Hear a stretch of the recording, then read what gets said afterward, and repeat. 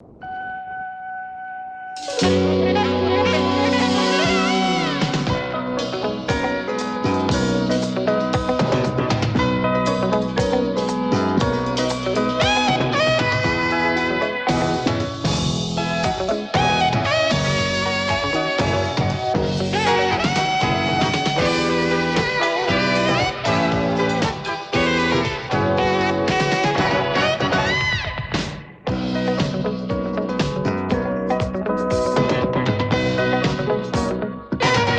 both hands behind your head. Both hands.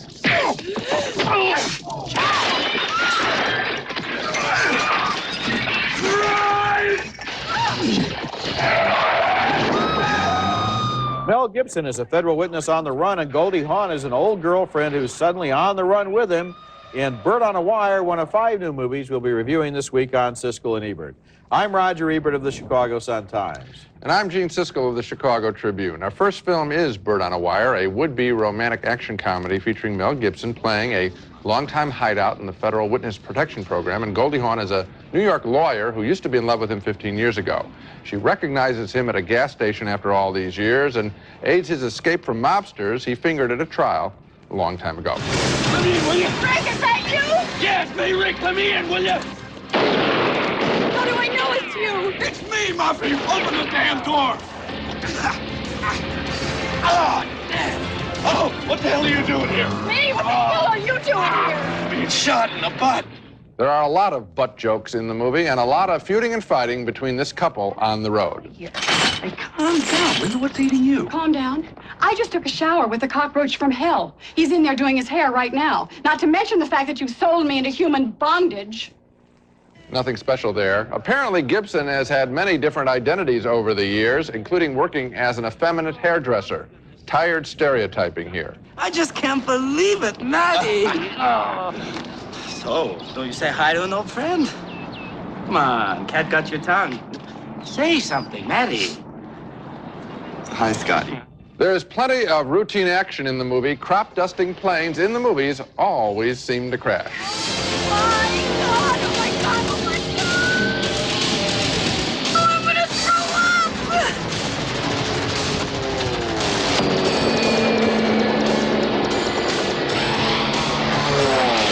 I don't want to die!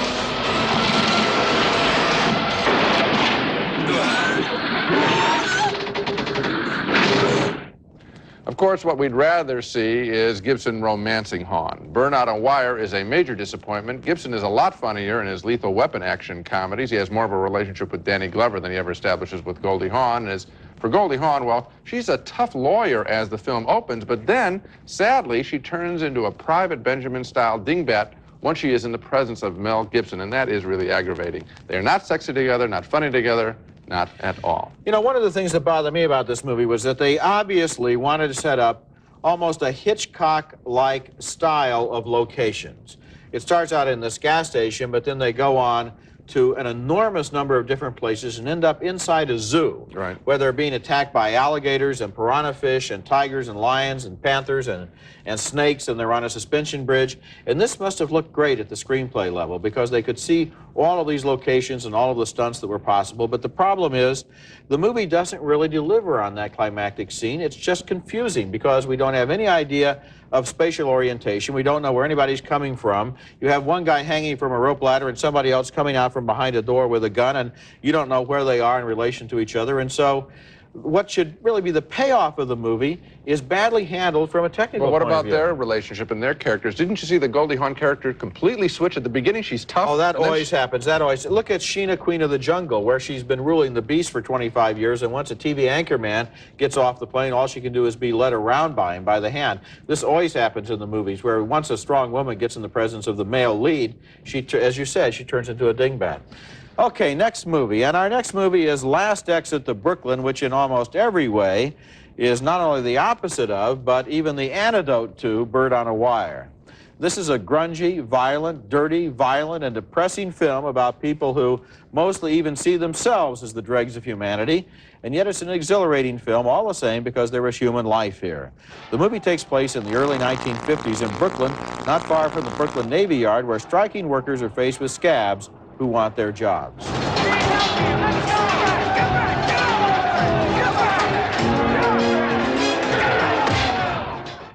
The movie star Stephen Lang as Harry Black, the manager of the strike office. He is secretly a homosexual, something he tries to hide, and he has spent the night with a lover instead of at his strike job. Darlin's in charge of investigating what happened at the riot. Where were you in the morning when the trucks came in? Because nobody got to me for almost 2 hours. And by that time, company security was there, and the cops were there, and where the were you? Harry gets fired by union official Jerry Orbach, who is one of the few fairly happy people in this film. Another subplot involves Burt Young as a striking worker who discovers his daughter is pregnant. Ricky Lake plays the teenager. Yeah, now you know. So what? What does it look like? What, you think she's just fat? What are you saying here? What are you saying? What are you, stupid? But she is fat. She's fat, then she's a virgin. No more she ain't. And Jennifer Jason Leigh gives one of the strongest performances in the movie as Tra-La-La, a hooker who has sold herself for so long there is no self left to sell. So you buying me a drink? Yeah. What would you like?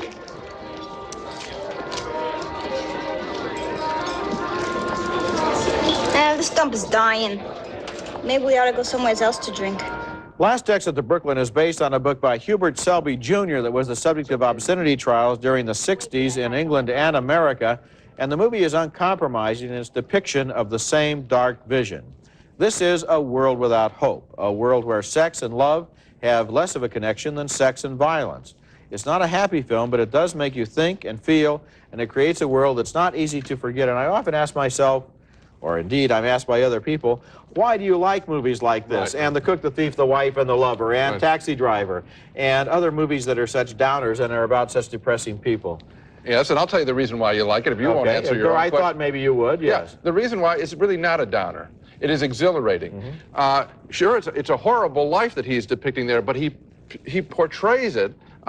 Uli Adel, I believe, is the director That's right, from West yeah. Germany, and he does it in such a beautiful way that it is thrilling to see. When you have long shots of all the workers, right at the end of the picture, all workers going off to work, it's like this mass movement, and you feel, gee, that is what maybe part of the human condition is. All these people slugging it out at work, all these people tied up in their sexuality and not being satisfied, men feeling more comfortable fighting and drinking with each other than expressing their feelings. It's a whole worldview, and I think this picture is almost at the level of Sergio Leone's Once Upon a Time in America, another epic about what it's just like to live in this country. It's a very good picture. As you mentioned, it's by a German director who also made Christiane F., that movie we liked 3 or 4 years ago about drug addiction. The whole point is, and this is the point, happy movies don't necessarily make you happy, and sad movies don't necessarily make you sad. Good movies make you happy, and bad movies make you sad. And if this is a good movie, it doesn't matter what the subject matter is because we're exhilarated by the presence of this artistic vision. And it really is a complete vision, quite unlike anything I've seen. Coming up next, the third chapter in the Back to the Future movie series. Once again, Michael J. Fox and Christopher Lloyd co-star, this time in the Old West. What's your name, dude? Eastwood. Clint Eastwood. What kind of stupid name is that? Our next film is Back to the Future Part 3, a most satisfying conclusion to the action comedy series about time travel. I really liked the original film. I thought the second was dull as dishwater, but number 3 is just fine as Michael J. Fox and his scientist friend Christopher Lloyd wind up back in the Old West of 1885. And thanks to his expertise with video games, Michael J. Fox proves to be an expert marksman at a Western town carnival. Mister, can I try that again? Yeah, go ahead.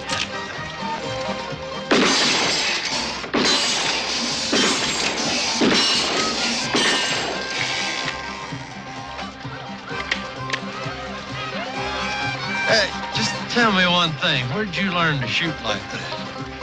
7-Eleven. Part 3 also brings back some of the adult emotions of the original film as Christopher Lloyd falls in love with a school teacher played by the always delightful Mary Steenburgen. I think a lens may be out of alignment because if you move it this way, the image turns fuzzy. See? But if you turn it the other way, then everything becomes clear. They're great together. Naturally, there is a six-gun showdown in the movie as Michael J. Fox angers the local tough guy who doesn't like his nickname. You're Mad Dog Tannen.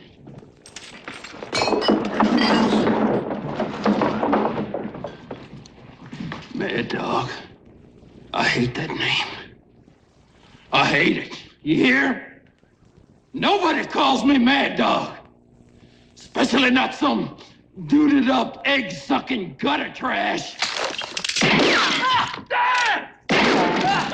And they do have a shootout in the street in the western town at the not at high noon, at low 8 o'clock. Those scenes each work on their own, but they are made more special because the characters are fiddling with the past and possibly influencing the future. Back to the Future Part 3 looks great. It's obvious that they have spent tens of the millions of dollars they made with this series. Gorgeous western settings. I love a nostalgic shot of Mary Steenburgen, remember, in a beautiful purple dress standing next to that green train, green railroad car. Top flight writing and fine performances all around. I don't know, Gene, I didn't like it as much as you did, and one of the problems is, as a western movie, this didn't work very well. Now, if you add all of the time travel onto the top of it and your memory of the two previous movies in the series, I suppose that would help. But the problem is, this western town is a movie western town. It's straight out of cliches. There's even Pat Buttram drinking in the bar. I like along seeing with him. a couple of other guys. Dub Taylor was in the bar That's too, right. I think. I love seeing those and guys. so wouldn't it have been more interesting if Michael J. Fox had gone back to the real Old West instead of to the movie Old West and gone back to a real time in the past rather than a fictional time in the past? Well, he's going to a fictional time in the future when in Part 2, and you enjoyed that picture. So, you know, the question is, was it entertaining? Yeah, but the problem here is, you see, there isn't as much time travel or paradox in this movie. Basically, once they get back there, it becomes a Western. Right? Yeah, and I most like of the that. time. And it wasn't a very, if this were only a Western, you wouldn't say it was a very good Western. It's not only a Western. But you wouldn't say it was a good Western if it were only a Western. But it isn't only. But it isn't. But the Western part isn't so good. No, here, I don't. No, that's where I differ with you. The part that is a Western was very entertaining for me. I just reviewed all the parts of it. The Steenburgen and Christopher Lloyd are a lot of fun together, and he has some fun with Western conventions. The movie worked for me. Okay, when we come back, Cadillac Man with Robin Williams is a man who thinks he can sell almost anything. You're a hell of a driver, Mr. Klopstock. Oh, you ready to take this baby home? I don't know. Cadillac Man, and it stars Robin Williams as a car salesman who makes a lot of money and spends a lot of money because he can't break his addiction to women. Caught in a traffic jam, he tries to deal with one of his problems, a mistress played by Fran Drescher. I'm not asking you to marry me. I'm just saying I will. Shut up! I will not share you with other women, darling. Another female problem is ex-wife, played by Pamela Reed. They still like one another, but she can't stand his womanizing. It wouldn't hurt if you set a little cash aside for Lisa's college, like you keep saying you are. Tina, I've always taken care of you, but I'm living in 2 rooms as big as your garage, huh? I'm living like a cabbage seller, like my old man. Oh, yeah, because you spend your money on whores instead of your daughter's education. At work, Williams is a fast-talking car salesman. Here he is at lunch with a gang from the dealership in a scene stolen by a wonderfully comic performance by Lauren Tom as the waitress. It's a monkey brain. Monkey brain, huh? Oh, Helen, that's not the monkey's brain. Look at that. That's a different part of the monkey. Stop playing with it now. Eat it. Okay. Enjoy. The bear's balls.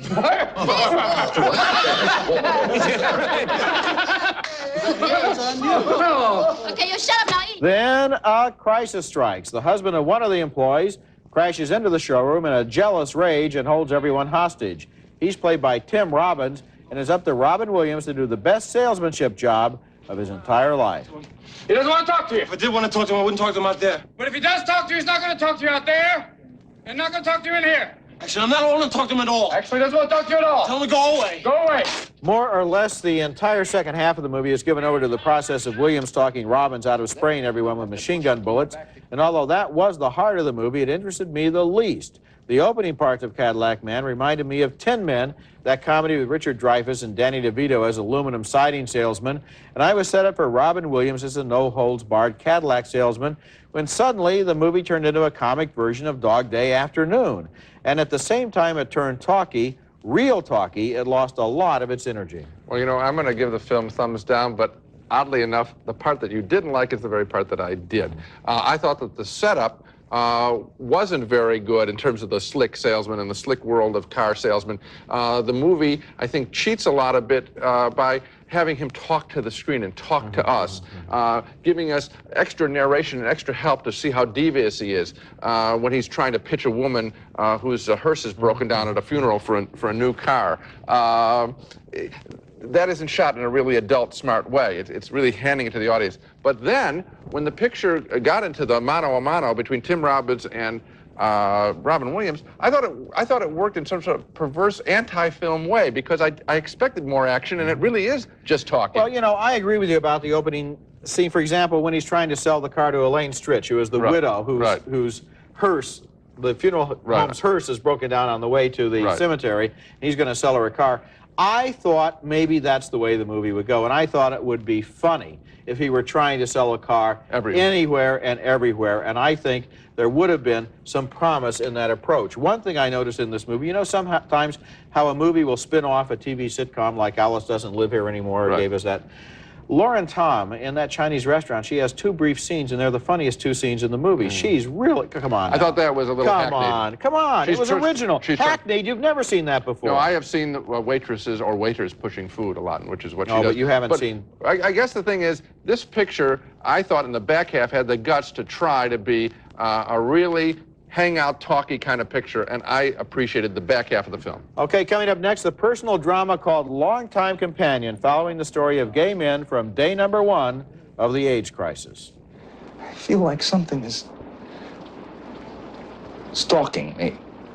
Our next film is called Longtime Companion, and it takes an emotionally frank, but sometimes romantic look at a bunch of homosexual men trying to deal with AIDS. The film begins in 1981 in New York City, when AIDS was just a couple of paragraphs in a newspaper story. After a while, though, each of the couples we meet is touched by the disease. I'm so sorry. It's just not fair. It's not fair.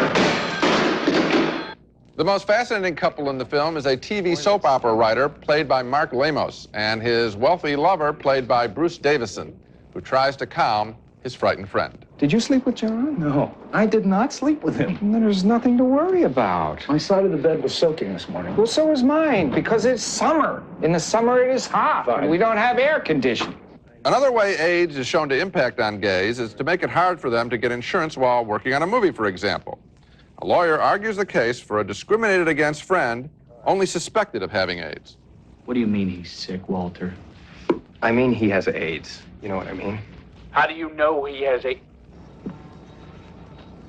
I've never heard that, and he's my client. He was fired from the soap. Now, you see, this is how rumors get started. He was not fired from the soap because I got him out of his contract. Longtime Companion might seem like one of those disease of the week TV movies, but it's better than that, more frank than that, letting us be surprised as much as the characters themselves are at the widespread devastation they are about to experience. And the movie does have one classic scene where Bruce Davison, the wealthy gray-haired man, tries to ease the pain of his terminally ill friend. He sits at his friend's bedside like a Lamaze breathing coach, but this time not talking about life, talking about death, whispering to his friends to let it go, just let it go, and welcome death. That is one powerful movie moment. It certainly is. That scene, in fact, all by itself, elevates this movie way beyond the range of your ordinary movie of the week, because there was no attempt there to get around the fact that this man is dying and that the loss is felt and that it's real and that it's permanent and that that's the way Bruce Davison feels. And yet he gives his friend permission to go. It's a mighty, mighty scene. And the movie itself, I thought, was a very good movie simply because it tried to do it tried to make a record of the ordinary lives of these people. And first, AIDS is just a whisper. It's a paragraph in the paper, as you say. And then somebody comes down with something, but they don't even have a name for it yet. And then after a while, somebody dies, but they're not sure that's what it was. And then pretty soon it is an epidemic. And then the entire lifestyle of this community changes. And we see it over a period of time. It's not like a crisis. It's like a human process in which AIDS changes the lives of these people. It's just one, I mean, there's a lot of scenes at the beach, probably at Fire Island out in New York, and it's just like one big wave is coming in on this community very steadily, and then taking so many of them under. It'll be interesting to see, Bruce Davison is very good, it's interesting to see whether anyone will remember back to a May film when it comes time for Academy Award nominations. He's that good. Let's hope so. Now let's take another look at the movies we reviewed on this show. We both voted thumbs down on Bird on a Wire, the silly action chase comedy starring Mel Gibson and Goldie Hawn. But two very sincere thumbs up for Last Exit to Brooklyn, the powerful, violent, seamy slice of life. We split on Back to the Future Part 3. Gene enjoyed the Wild West conclusion to the trilogy. I thought the Wild West looked like a movie set. Two thumbs down for Cadillac Man with Robin Williams and Tim Robbins. Finally, two thumbs up for Longtime Companion, a moving account of the first decade of the AIDS crisis with a strong performance by Bruce Davison. And so, Last Exit to Brooklyn and Longtime Companion, good movies rolling out gradually as we speak across the country. Really, I would say people should take a shot on Last Exit to Brooklyn. I know they're going to be offended by the violence. Some people will be offended by the violence, but I think if you study that picture a little bit, it is one heck of a representation of a mindset about the way some people have to live their lives. And just in terms of the look of the film, the art design, the cinematography, it's well done. That's it for this week. Next time we'll be back with a special show called Hidden Horrors, home video recommendations of horror films that Roger and I each like. Normally we bum rap horror films. We found a few that we do like. That's next week, and until then, the balcony is closed.